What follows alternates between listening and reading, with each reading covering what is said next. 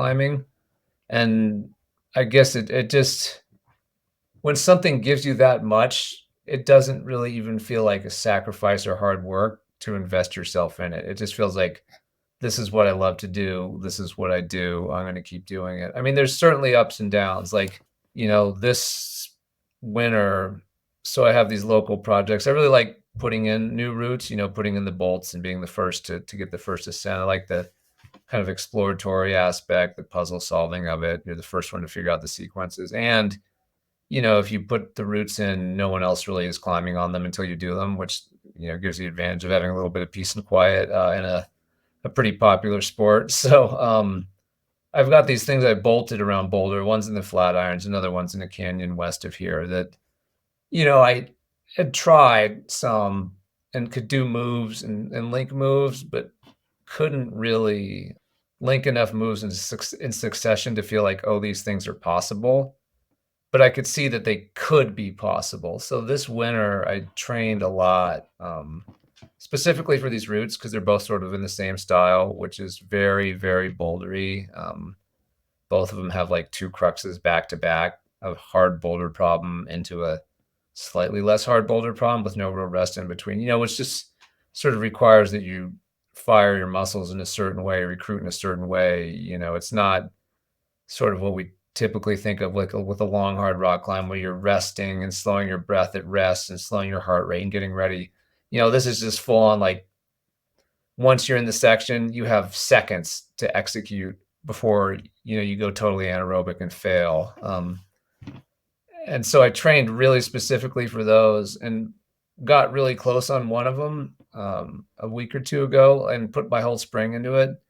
And then it got hot and suddenly I couldn't even do the moves anymore. And honestly, I was up there yesterday and I took all my quick draws down and everything and came home, just ate a bunch of chocolate peanut butter cups and just thought, what the hell am I doing with my life? I'm 52. I have 3 kids at home. I'm sort of semi-employed and I've just put basically like 6 months into climbing like 60 feet of rock. Like, it's the most pointless thing ever, and failed.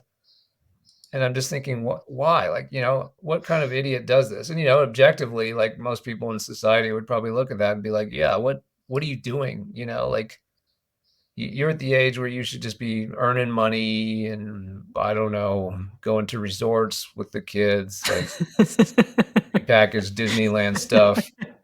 And it certainly felt that way when I was walking down the hill. But then I just sort of sat with it and I went to the gym.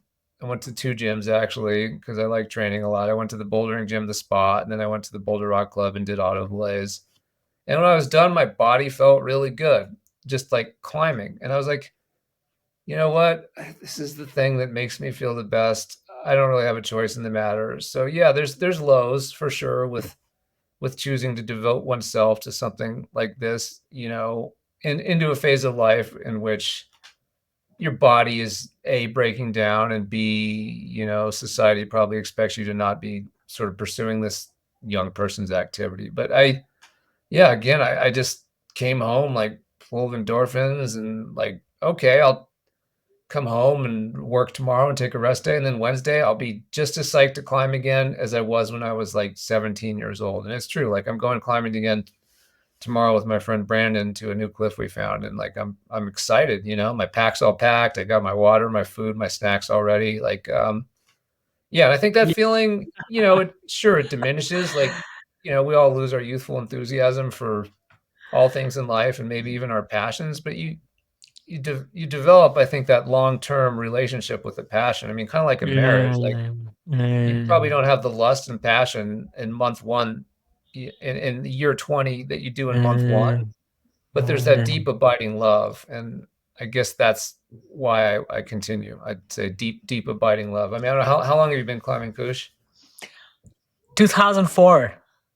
All right, so there you go, 20 years, right? So you probably have that deep abiding love as well.